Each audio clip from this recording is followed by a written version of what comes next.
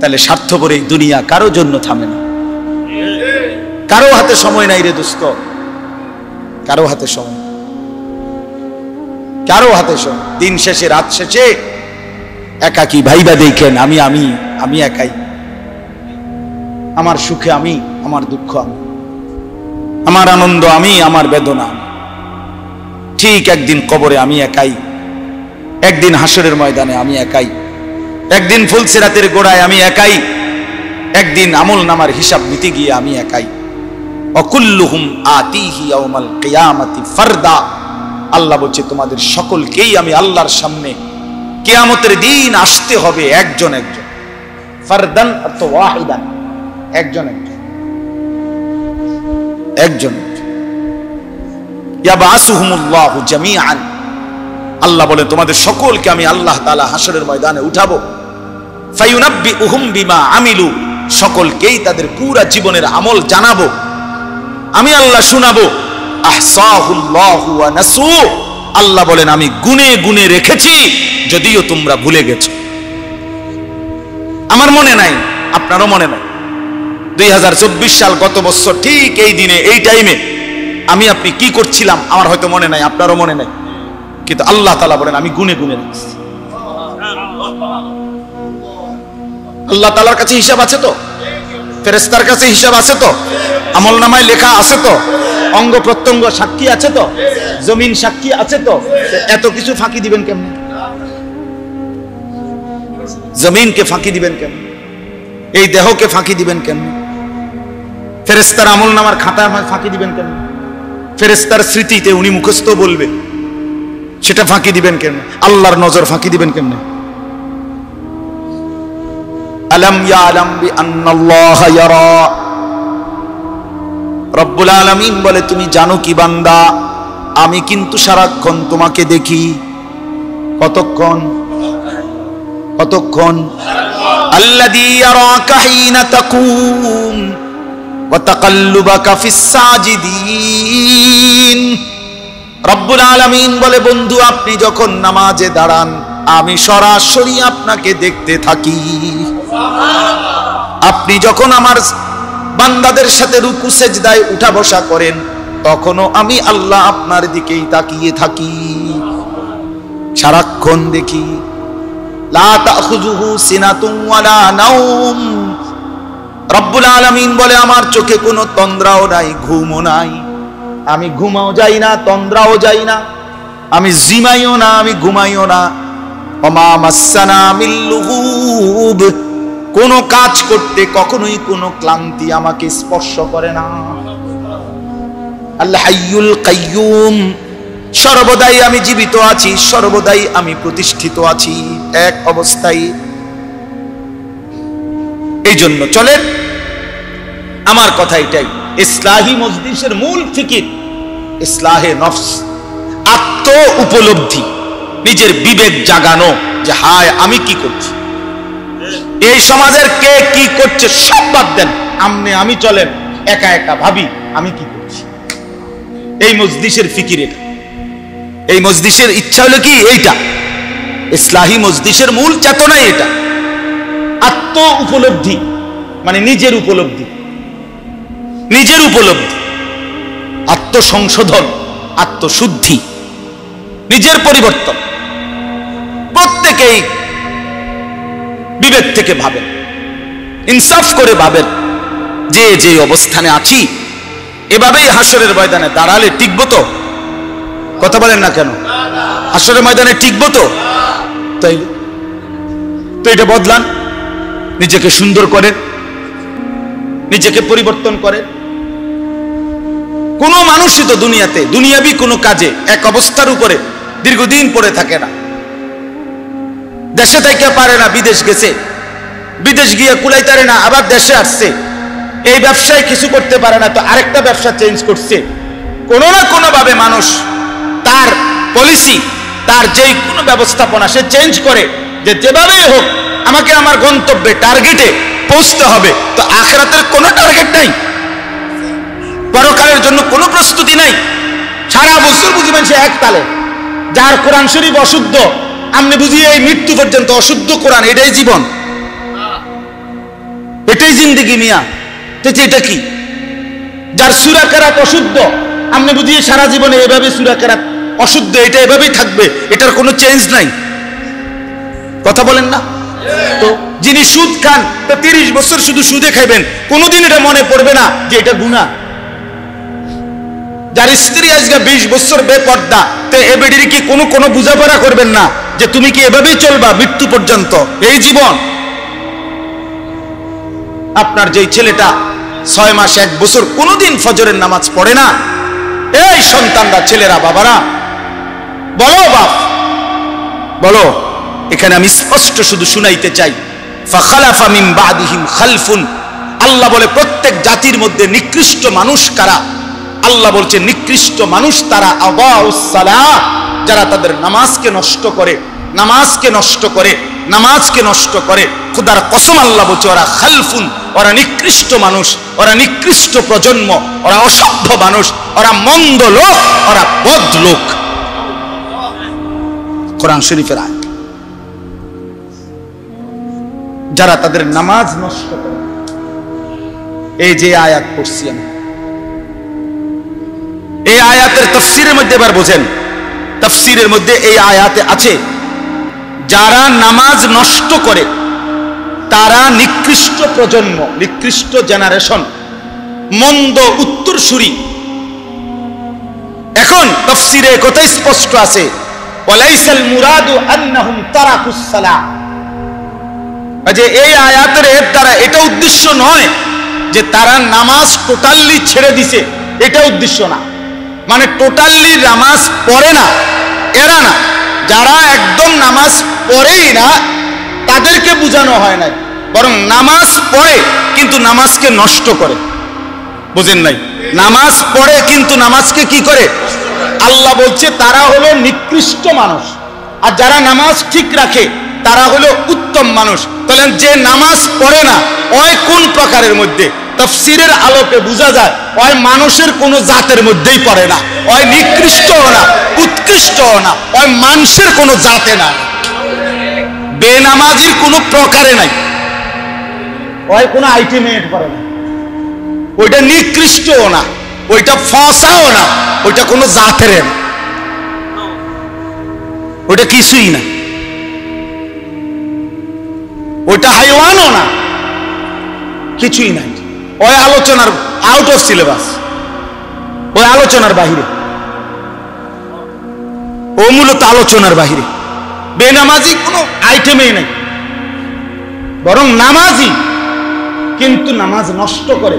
আল্লাহ বলছে সে হচ্ছে মন্দ প্রজন্ম, নিকৃষ্ট মানুষ, মন্দ উত্তরসূরি। এজন্য দোস্ত, 1 নাম্বার জরুরি কথা, প্রিয় ভাই আমার, বাপ আমার, বন্ধু আমার, কিশোর নওজোয়ান, মনে রেখো দোস্ত, এক মোমেন, এক মুসলমান নামাজ ছেড়ে দেওয়ার বাস্তবিক অর্থেই কোনো সুরত নাই, কোনো ফাঁক ফুক নাই। নামাজবিহীন মুসলমান হয়ই না, হয়ই না।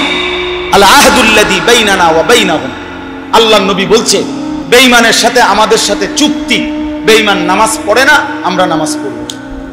নবীজি বলছে এটা চুক্তি, আহাদ, অঙ্গীকার, এটাও অঙ্গীকার আমাদের। তোরা সেজদা দিবি না, আমরা সেজদা দেব। নবীজি বলছে ফারকু মা বাইনানা ওয়া বাইনাল কুফরি ওয়াশ শিরক তারকুস সালাহ। নবীজি বলছে আমাদের মাঝে আর কাফের মুশরিকের মাঝে পার্থক্য হলো নামাজ ছেড়ে দেওয়া। আমরা নামাজ ছেড়ে দেই না, এজন্য আমরা মুমিন, ওরা নামাজ ছেড়ে দেয় এজন্য ওরা মুশরিক। হাদিস। অতএব বেনামাজি ঈমান ইসলামের মধ্যে তার কোনো আলোচনাই নেই, মুসলিম সম্প্রদায়ের মধ্যে তার কোনো পরিচয়ই নেই। এজন্য আমরা প্রত্যেকেই ভাইয়া ইনসাফ করেন, ইনসাফ, কোনো যুক্তি নাই, কোনো কারণ নাই। নামাজ না পড়ার পিছনে কোনো যুক্তি নেই, কোনো কারণ হইতে পারে না, কোনো কারণ হইতে। চোখের সামনে যাদের সন্তান এই বেনামাজি জিন্দেগি হয়ে বরবাদ হয়ে যাচ্ছে, আপনারা আর একটু দয়া করেন। আপনি যদি সত্যিকার অর্থে বাবা হন, মুসলিম বাবা, তাহলে স্ত্রী সন্তানের সেজদার প্রতি, নামাজের প্রতি আরেকটু যত্নবান, আর যদি শুধু বাবা হন তো ঠিক আছে, ভাত তরকারি দেশে থেকে পারুক বিদেশ থেকে পারুক কামাই রোজগারি খালাস। বাপও এক জীবন কামাই করছে, ফুতেরও এখন কামাই রোজগারিতে লাগায় দিছে, এ খালাস, এই জিন্দিগি কামাই রোজগারির ব্যবস্থা হইছে। অতএব বাবাও খুশি, ফুতেও খুশি, আল্লাহর রহমতে লাইনে আছে। আর যদি কোনো কামাই রোজগারি নাই তো কোনো লাইনে নাই। তাহলে লাইন হলো টাকা আর বেলাইন হলো টাকা নাই। এটাই লাইন। লাইনে আছে কখন? টাকা থাকলে। কামাই আছে, কামাই নাই তো আর কি নাই? লাইনে। এবার যে সে নামাজ পড়ে না, ইমান ইসলামের তার কি অবস্থা, এটা নিয়ে কোনো কথা না, এটা উচিত না, এটা ইনসাফ হইতে পারে না। এই জন্য এক নম্বর তো এটা জরুরি যে টোটালি নামাজ যারা ছেড়ে দিচ্ছেন, প্রিয় ভাই তোমরা যারা নামাজ পড়ছো না বন্ধু, এটা কোনোভাবেই মুসলমানের কাতারে পড়ো না। দয়া করে এত বড় জুলুম, নিজের এত বড় ক্ষতি প্রিয় নওজোয়ান তোমরা কইরো না। বাবারাও, ব্যবসায়ীরা, চাকরিজীবীরা দুনিয়াবি কোনো কারণে নামাজ ছেড়ে দিয়ে না। কোরআন শরীফে আছে জাহান্নামের ফেরেশতারা বলবে মা সালাকাকুম ফি সাকার। বহু লোককে জাহান্নামের ফেরেশতারা বলবে কি কারণে জাহান্নামে আসলা? ক্বালু লাম নাকু মিনাল মুসাল্লিন। তারা বলবে যে হে ফেরেশতা, লাম নাকু মিনাল মুসাল্লিন, নামাজি ছিলাম না, সেজদা দিতাম না, নামাজ পড়তাম না, এজন্য আজকে জাহান্নামে। কোরআন শরীফে আছে আল্লাহ বলছে আজরাইল মালাকুল মউত কিছু মানুষের রুহু কবজ করবার সময় কলিজা থেকে তার রুহুটা টান দিয়া ছিঁড়ে ফেলবে, আর ছিঁড়লে কণ্ঠনালীর কাছে আইসা আটকায় যাবে রুহু। এরপরে মালাকুল মউত আজরাইল, এই দেখেন এই যে এইটা, এই টিস্যু পেপার, এটা এটা এমনি টান দিলে এই যে খুলতে খুব সহজ, এটা আরামসে বের হয়, ঠিক না?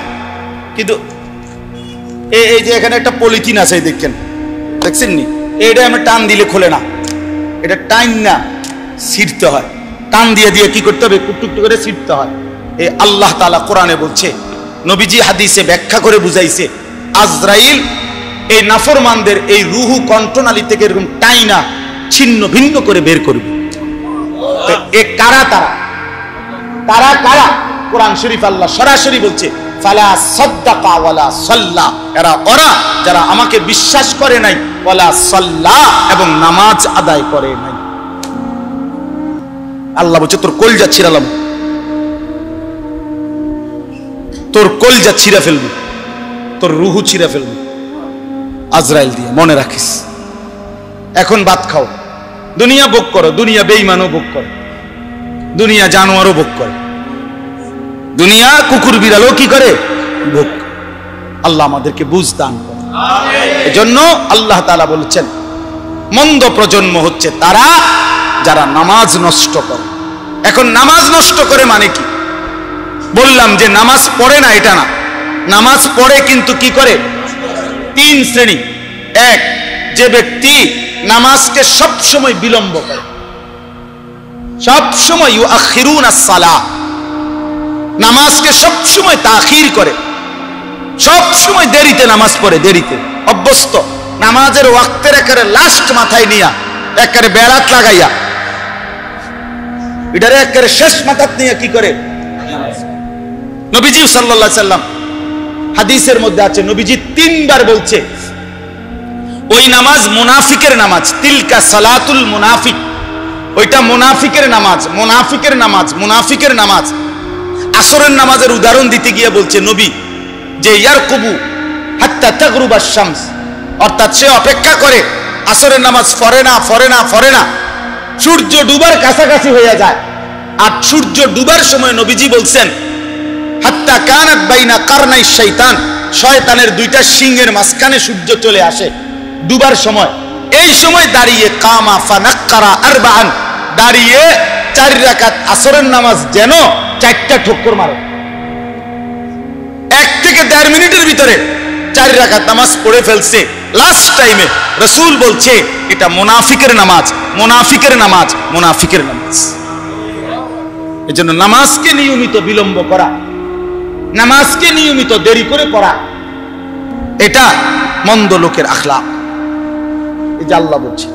2, নামাজ নষ্ট করা, এটার দ্বিতীয় হলো নামাজের ফরজ ওয়াজিব, সুন্নাত মুস্তাহাব, আহকাম শারায়েত, নামাজের যে মৌলিক নিয়ম কানুন যেগুলো নামাজের মধ্যে ফরজ ওয়াজিব, এগুলো যথোপযুক্ত ভাবে যে আদায় করে না সে নামাজকে নষ্ট করে। ঠিক মতো রুকু দেয় না, রুকুর থেকে সোজা হয়ে দাঁড়ানো ওয়াজিব, উনি একটু উঠতেই নিচের দিকে যাবেন, এমন ভদ্রলোক নাই? সেজদা দিয়া বৈশা 2 সেজদার মাঝখানে বসা স্থির হয়ে ওয়াজিব, এনা বড় মাথা একটু আলগি দিয়ে আর পামারে সেজদা 2টা ফটফট করে মারা দিছে। হ্যাঁ, কিতা কাকু, কিতা কাম, কিতা বাইরে কি এত তাড়াহুড়া করেন কেন? বাইরে যাইয়া সাদওয়ানে বইন স্যার, আর কামটা কি? মসজিদে এত তাড়াহুড়া করেন কেন? আপনি এরকম 2টা সেজদা দিয়ে নিলেন কেন? মাঝখানে স্থির হয়ে বসা কি ওয়াজিব? তাহলে এরকম ওয়াজিব ছুটে যায়, ফরজ ছুটে যায় নামাজের, এরকম যে ছুটে যায় সে নামাজকে কি করে? নষ্ট। আল্লাহর কসম, বিশ্বাস করেন, তাফসীরের মধ্যে আছে হযরতে হুযায়ফা রাদিয়াল্লাহু তাআলা আনহু, নবীজির একজন বিখ্যাত সাহাবী, উনি একদিন দেখছেন একজন লোককে, সে ওনার সামনে নামাজ পড়ছে, তার রুকু সেজদা সে ঠিকমতো আদায় করে নাই। উনি তাকে ডাক দিছে, তাফসীরে আছে মাআরিফুল কোরআনে, আপনি এখন দেখেন। তো উনি তাকে ডেকে বলছে, তুমি যে এখন নামাজ পড়লা, এমন নামাজ আজ কতদিন ধরে পড়ো? ওই লোক বলছে, আজকে 40 বছর ধরে আমি এভাবেই নামাজ পড়ি। উনি বলছে, আল্লাহর কসম, গত 40 বছরে তুমি কোনো নামাজ আদায় করো নাই।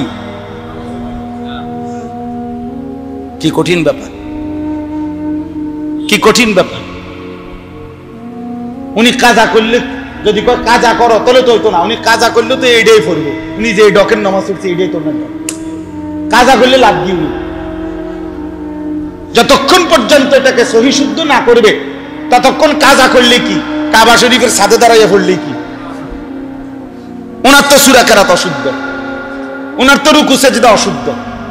এজন্য নামাজকে সুন্দর করা, নামাজকে ঠিক করা উত্তম মানুষ হওয়ার জন্য, নেক মানুষ হওয়ার জন্য জরুরি, জরুরি। যেন প্রত্যেকটা মুসলমান জওয়ান বুড়ো নিজের নামাজ সুন্দর করবেন, ইমাম সাহেব থেকে দেখে দেখে শিখে নিবেন, বলেন ইনশাআল্লাহ। 3 নাম্বার, নামাজ নষ্ট করা, তৃতীয় অর্থ হলো যে জামাত ত্যাগ করে। যে কি ত্যাগ করে? নামাজের জামাত যে ত্যাগ করে, নামাজের জামাত যে ত্যাগ করে নিয়মিত, ওই ব্যক্তি নামাজকে নষ্ট করে, সে মন্দ মানুষ, নিকৃষ্ট মানুষ। আল্লাহ তাআলা আমাদেরকে হেফাজত করেন।